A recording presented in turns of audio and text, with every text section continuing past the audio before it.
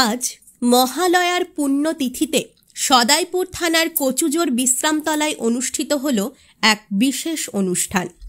বক্রেশ্বর প্রকৃতি জনজাগরণ ট্রাস্ট ও শ্যামনগর অগ্রগতি social welfare for research ডেভেলপমেন্টের আয়োজনে এবং Birbhum Tagore foundation for research development, Behala Nrityanjali ও দুবরাজপুর রেওয়াজ ভবনের সহযোগিতায় আয়োজন করা হয় প্রকৃতি পূজা, বৃক্ষ বিতরণ, আদিবাসী কলা ও সাংস্কৃতিক অনুষ্ঠান।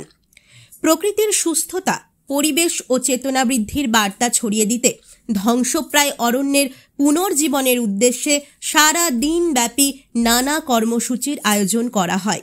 ছিল বৃক্ষ বিতরণ, আদিবাসী সংস্কৃতির প্রকাশ, পাশাপাশি গরিব ও দুস্থদের বস্ত্র বিতরণ এবং স্বনির্ভরতার লক্ষ্যে গোদান।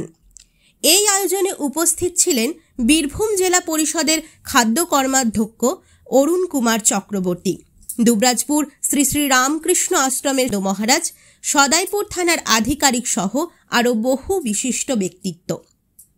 মহালয়ার আবহে এই উদ্যোগ সকলের মনে জাগিয়েছে নতুন আশা।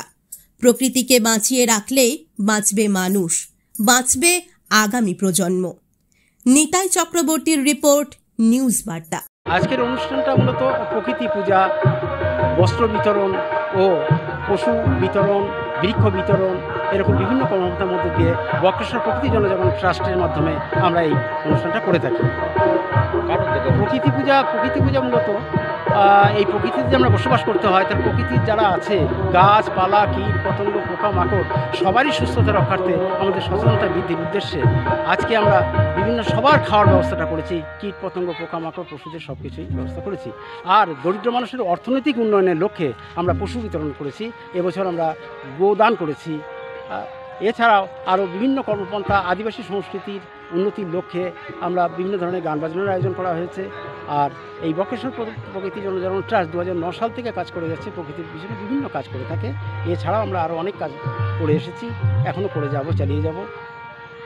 এই অনুষ্ঠানটি আজকের প্রধানত যেটা আমরা মূল দেখছি, আমরা প্রকৃতিকে ভালো রাখার জন্যে এই যে তদাঞ্চলে যে আদিবাসী আছে, তারা প্রকৃতিকে খুব ভালোবাসে এবং প্রকৃতি পুজো করতে ভালোবাসে। তার জন্য আমরা প্রকৃতি পুজোর ব্যবস্থা করেছি এবং তার সঙ্গে সঙ্গে আমরা পশু পাখিদের খাওয়ার ব্যবস্থা করেছি। কুকুর, বিড়াল, ছাগল থেকে আরম্ভ করে এই যে ছোটো পাখি, সকলের খাদ্যের ব্যবস্থা, তাদের দানা শস্য খাওয়ার ব্যবস্থা করেছি।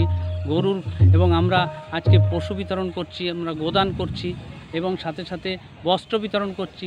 প্রায় 4 থেকে 500 ছেলে মেয়েদের, ছোট থেকে একদম 0 বয়স থেকে একদম 80 বছর বয়স্কদের পর্যন্ত আমরা বস্ত্র বিতরণ করব।